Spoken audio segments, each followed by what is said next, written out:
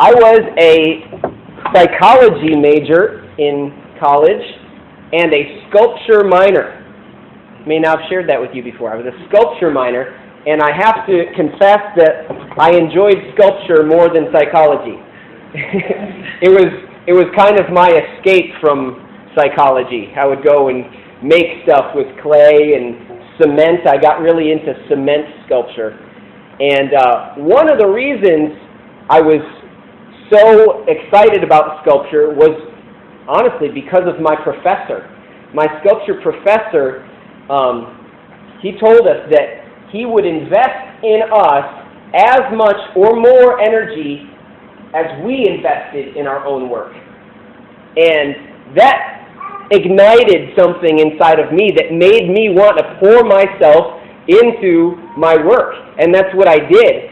I just really got into my sculpture work, and it was great because I got lots of time and input from my professor. He was true to his word. He really did meet me at the level of involvement that I was willing to put in and exceeded it. He gave me more. But he always said that one thing he was not willing to do was to put in effort if we weren't willing to put in effort. He was not going to put in energy that we were not willing to put in. But he would meet us at whatever level that we were at.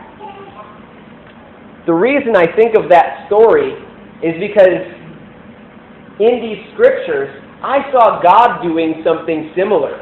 I saw God initiating and investing and pouring himself out on people, and then people responding. That's what I saw in these scriptures.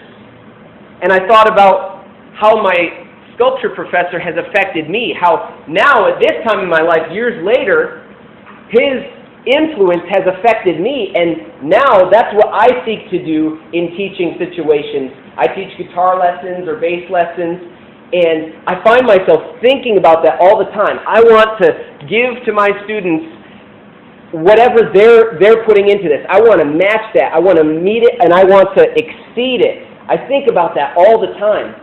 And in these passages, I saw God investing in people, them responding, and then God calling people to join him in investing in others. Let's take a look at a few of those examples.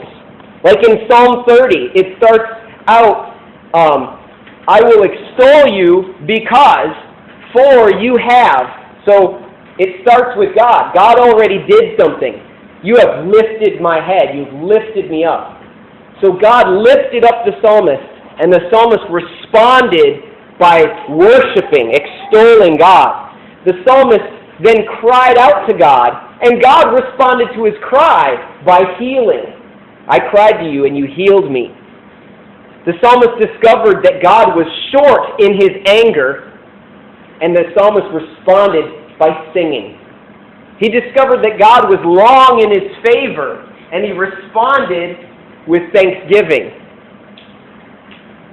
God hid his face in Psalm 30. Did you catch that part? Where it said, you hid your face from me, and I was dismayed.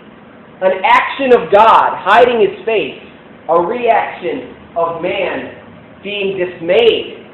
But then he called to God, and God turned his mourning into dancing. He prayed to God, and God turned his sackcloth into gladness. And again, he was thankful. I just love all these exchanges between God and man. God starts stuff. He likes to start stuff with us. He started everything, really. I think he's starting something with you today. In Revelation, I love this picture. In Revelation 5, we saw a lamb standing as if slain. He just stood there, and the elders responded by falling. I love that picture. Jesus stands, we fall in worship.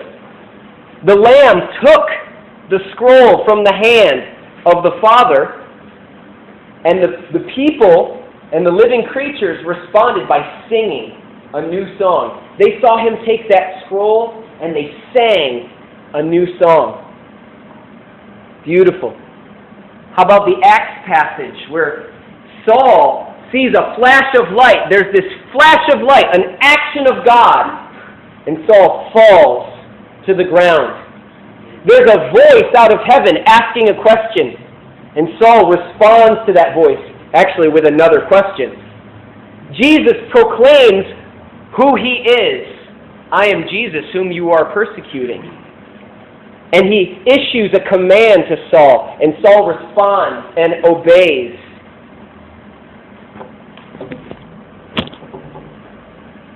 Saul responds to God by eventually proclaiming who Jesus is.